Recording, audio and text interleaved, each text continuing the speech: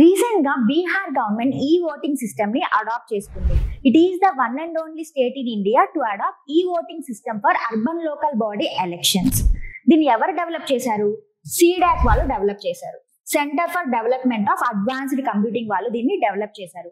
దీని యొక్క main objective ఏంటంటే ఎవరైతే elderly, disabled persons and pregnant women ఉన్నారో వాళ్ళు ఫిజికల్ గా పోలింగ్ బూత్స్ ని విజిట్ చేయలేనట్లయితే ఒక యాప్ ని ఇన్స్టాల్ చేసుకొని తన వర్డ్ ని క్యాస్ట్ చేసుకోవచ్చు.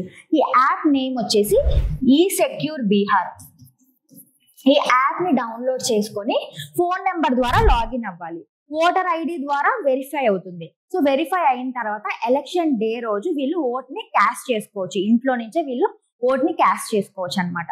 సో ఇది డిజిటల్ ఎంపవర్మెంట్ ని అండ్ ఎలక్టోరల్ కన్వీనియన్స్ ని ప్రమోట్ చేస్తుంది. ఎవరైతే ఫిజికల్ గా బూత్ పోల్స్ ని విజిట్ అవ్వలేకపోతున్నారో వాళ్ళు ఈజీగా ఇంట్లోనే ఈ యాప్ ద్వారా ఓట్ ని క్యాస్ట్ చేసుకోవచ్చు అనమాట. దీని యొక్క సిగ్నిఫికెన్స్ చూసుకుంటే యూజర్ ఫ్రెండ్లీ మొబైల్ యాప్. ఇది సెక్యూర్ అండ్ క్విక్ గా కూడా ఓట్ ని క్యాస్ట్ చేసుకోవచ్చు.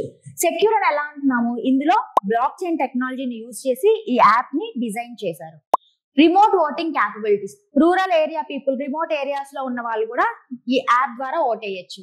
బయోమెట్రిక్ వెరిఫికేషన్, ఫేషియల్ రికగ్నిషన్ ద్వారా ఇది ఐడెంటిఫై చేసిన తర్వాత ఓట్ వేస్తారనమాట.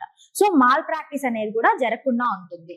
Real time monitoring and multilingual support. Different languages ని ఇది సపోర్ట్ చేస్తుంది.